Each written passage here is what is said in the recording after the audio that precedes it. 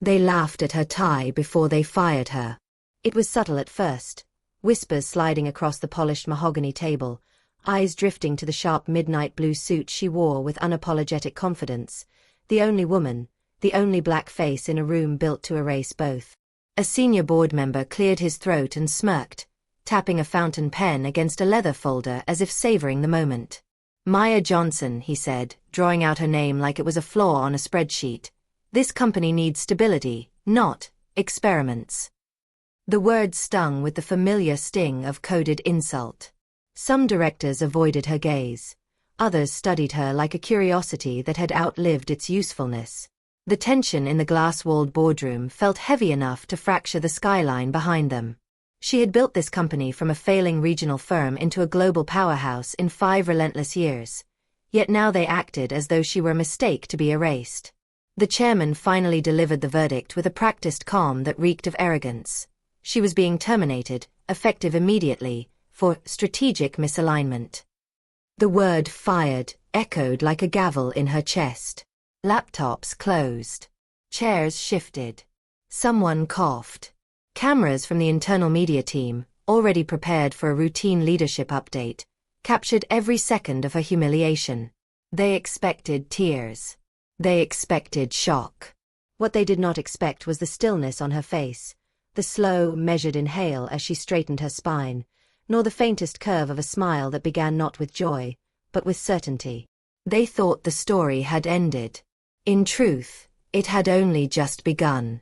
Maya rose from her chair slowly, every movement deliberate, measured, almost ceremonial, as though each step were a statement, a declaration that she had not been broken, only underestimated.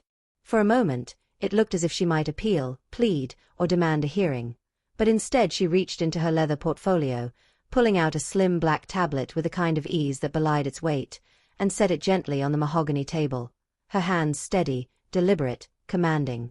"Before I leave," she said, her voice calm but resonant, filling the room in a way that forced everyone to pay attention, "there is a clause in my contract that might have been overlooked." Heads tilted in confusion. Murmurs began. The chairman's smile, sharp and haughty, faltered for the first time, his eyes narrowing as he tried to mask uncertainty. Maya tapped the screen once, and the wall-mounted display flared to life with a cascade of documents, emails, bank transfers, and cross-referenced audit files, each meticulously dated, highlighting illicit activity by the board members themselves. Gasps spread across the room. Faces went pale. "Over the past 18 months," she continued, her gaze locking onto each executive individually, "while you congratulated yourselves on quarterly profits, you siphoned funds into shell corporations, accepted bribes from suppliers, and manipulated stock pricing through insider trading, all while pretending to guide this company." Her voice remained calm, almost clinical, but each word cut like a scalpel. The chairman's hand trembled slightly as he reached for a folder, but Maya raised a finger, signaling restraint. "I had full authority as CEO to conduct independent audits, quietly, without tipping anyone off. And I did." She paused to let the weight of the revelation sink in. 3 weeks ago, your majority voting power was quietly transferred pending verification of fraud. That verification came this morning. Congratulations. You just lost it all. The room erupted into chaos. Men shouted, papers rustled, chairs scraped against the floor, some trying to speak, some frozen in disbelief. Yet amidst the pandemonium, Maya's composure was absolute. Security officers, waiting silently at the door, entered at a subtle nod, moving with precision and authority, escorting the same men who had just tried to humiliate her out of the room. And Maya? She remained, a calm eye at the center of a storm of disgrace, the architect of a corporate reckoning no one had seen coming. Every board member who had underestimated her now faced the tangible consequences of their arrogance, their downfall choreographed with her exacting precision. News of the reversal spread faster than any press release could manage. Before the elevators even reached the ground floor, the headlines flashed across every major outlet. Black CEO fires entire board after public termination. Social media erupted in real time with a torrent of reactions. Shock, admiration, envy, and sheer disbelief. Employees who had quietly observed the rot at the top but feared speaking out, gathered in clusters in hallways and conference rooms, phones raised to capture the moment, their faces lit by the glow of screens, their emotions a mix of relief and awe. Some cried silently, others laughed in disbelief, and some simply stared, too stunned to speak. For years, they had navigated a workplace where politics and favoritism outweighed merit, where talent was ignored unless it fit a narrow mold, and today, the reckoning had arrived.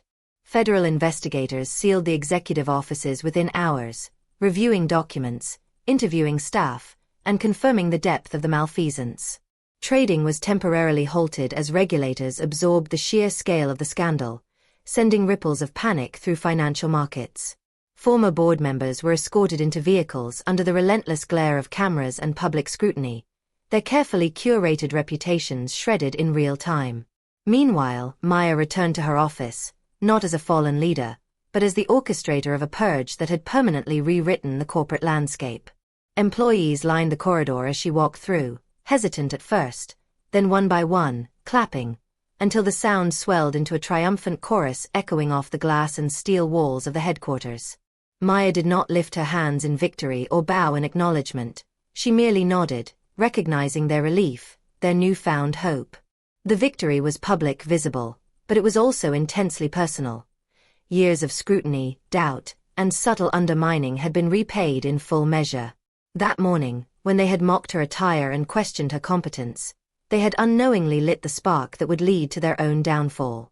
The company's corridors, once tense and oppressive, now buzzed with cautious optimism as employees began to reclaim a sense of dignity, emboldened by the knowledge that justice, intelligence, and patience had delivered the most satisfying form of corporate justice imaginable. 2 days later, Maya returned to the same boardroom where her dismissal had been declared, the same space now stripped of the men who had tried to erase her influence.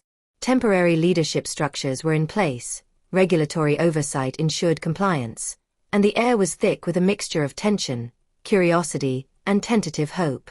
She faced the press, an army of cameras and microphones pointed at her, their lenses reflecting the same city skyline she had once overlooked in strategizing her rise.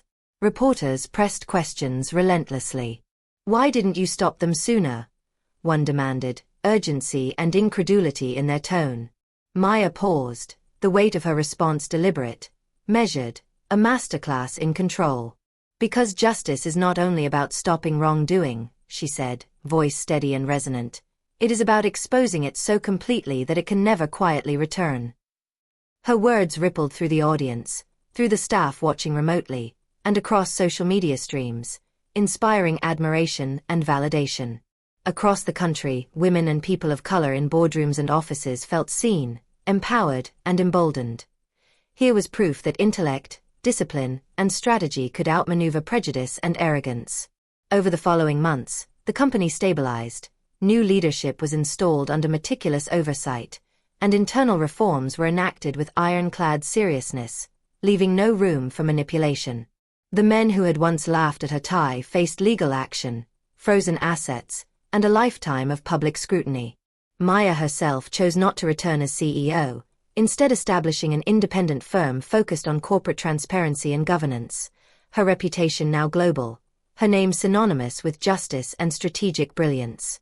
In quiet moments, when the cameras were off and applause had faded, she reflected not on vengeance, but on proof, the proof that underestimation, when met with intelligence, patience, and resolve, could become the most devastating and irrevocable form of empowerment.